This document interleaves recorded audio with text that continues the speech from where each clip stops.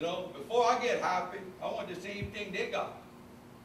And that's what you owe me, as far as I'm concerned. Y'all come into my town, y'all bypass me every which way y'all could with the assumption of y'all trying to help the people in the seafood industry. But there's more than just fishermen. After Katrina, when there was no docks, I had fishermen driving from Chalmette, Louisiana, Delacroix Island.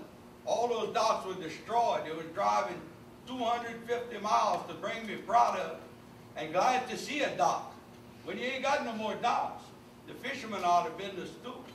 You know, y'all broke the link of a chain. The chain's only as strong as its weakest link. You know, I feel like I've been bypassed.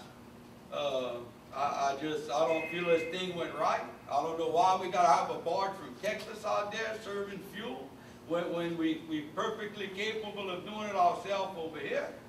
You know, nobody has ever come and asked me about loading booms.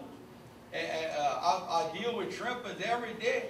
But instead of y'all letting my shrimpers stay at my place, y'all took them and bring them to the other guy's place. You know, and I ain't happy with that. I don't think that's right. You know, what I pay taxes for in this town, what I buy permits for, what I donate stuff for, what we do as a community down here, when I got to step back and watch all these strangers come into my own backyard and get rich. And y'all throwing money at them like crazy, giving them more than what they deserve. And we just sitting there suffering, you know.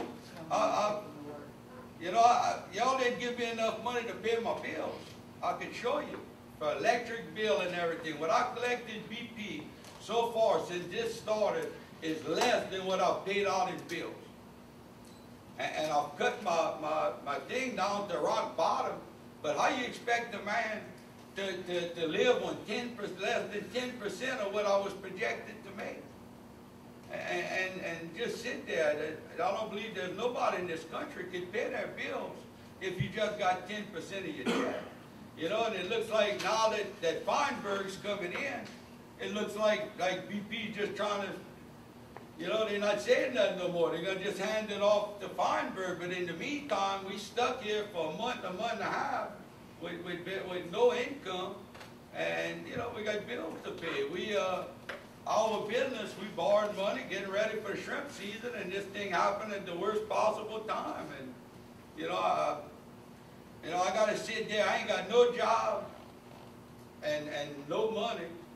And Mr. Hayward gets $18 million in a new job. Now, that's hard to take. I'm going to tell you, very, very hard to take. I didn't do nothing wrong. I didn't do nothing to deserve this. You know, it's, you know, I understand in certain disasters, certain people profit and certain people lose. But I don't believe that BP made enough of an effort to identify the people that they was actually injuring when they started this, you know. It was, let's make the politicians happy, we'll give them the money first and they might leave us alone, you know. And the hell with the regular people, you know. And that's the part that I don't like, you know. You know, I'm not even, you know, y'all started sending me some more boats for fuel and I appreciate that, but it ain't enough. It's not even 10% of what I normally sell. You know, I know that barge is selling. I just don't understand why we got to have a barge out Hey, here. Dean, he's only got about 15 more minutes. We'll let him answer your question if you have anything else to add. That's it. That's good And enough. if anybody else has questions for Jason. Oh, and another thing I want to say, y'all don't want to pick up the oil.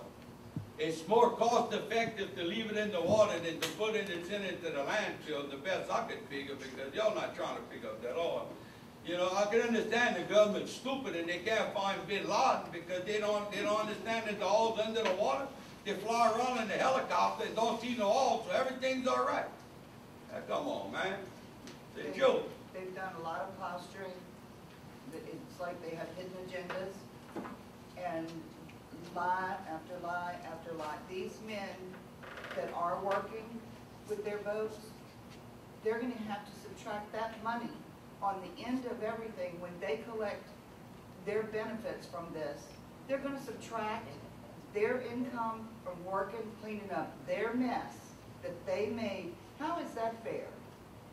They're out there taking their lives and putting them in jeopardy to clean up BP's oil spill.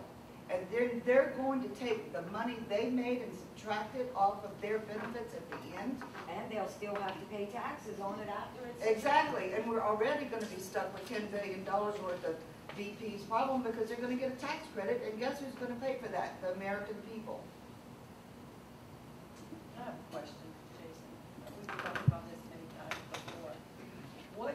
What is it that maybe we can do starting tomorrow as to the oil that these boats are finding, and then they just forgetting about where it is and it's not being picked up?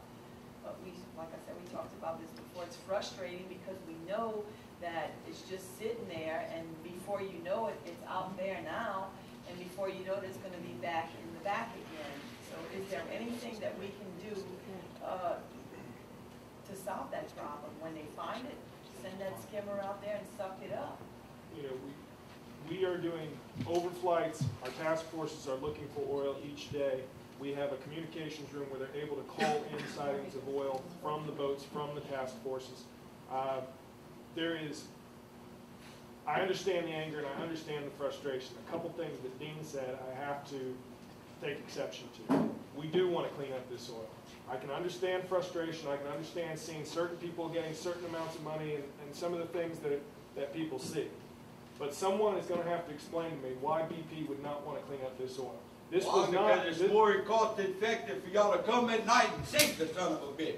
When the oil's coming around, they call y'all, they tell y'all where the oil's at, and the first thing y'all do is tell them to go the other way. Y'all send the plane and y'all fucking sink it. That's what y'all doing. Come on, man. Let's quit playing over here and tell the truth. Y'all sinking the oil, Jason. You know y'all sinking it. You know what y'all doing. Y'all send all the boats, y'all put them in a group at night. We all hear the planes, and the next morning there's nothing but white bubbles. What you think? We stupid? We're not stupid. Y'all putting the oil on the bottom of our fishing ground. Y'all not only messing me up now, y'all messing me up for the rest of my life. And the fish are. I ain't gonna live long enough to buy no more shrimp.